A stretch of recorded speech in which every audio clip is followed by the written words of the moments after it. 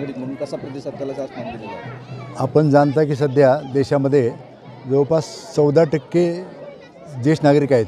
महाराष्ट्रात 1.5 कोटी ज्येष्ठ नागरिक आहेत आणि आम्ही महाराष्ट्र ज्येष्ठ नागरिक संघाचा अध्यक्ष या नात्यानं या सर्व ज्येष्ठ नागरिकांची समस्या जाणून घेण्याचा प्रयत्न केला असता मला बऱ्याच ठिकाणी असं अडचण आलं की कुटुंबामध्ये ज्येष्ठ नागरिकावर, समाजामध्ये ज्येष्ठ नागरिकावर अत्याचार होत आहेत आणि दरवर्षी 15 जून हा जागतिक ज्येष्ठ नागरिक अत्याचार जागरूकता दिवस असतो आणि मी माननीय मंत्री शालेय शिक्षण यांना भेटलो. म्हटलं सर, हे जागरूकता दिवस नुसता एक दिवस साजरा करून चालणार नाही, तर विद्यार्थ्यावर याचा, बालमनावर याचा थोडा जर संस्कार झाला तर त्याचा चांगला परिणाम समाजात दिसून येईल. म्हणून मी त्यांना विनंती केली आणि मला सांगायला अत्यंत आनंद होतो की माननीय मंत्री शालेय शिक्षण यांनी ताबडतोब तसे निर्देश दिले आणि तो दिवस निघून गेला होता. म्हणून त्यांनी ह्या 15 ऑगस्ट हा स्वातंत्र्याचा दिवस आहे, आपल्यासाठी हा महत्त्वाचा आहे. आमचे जे पूर्वज होते किंवा आईवडील होते ते भूतकाळात होते, आम्ही आता वर्तमान काळात आहोत.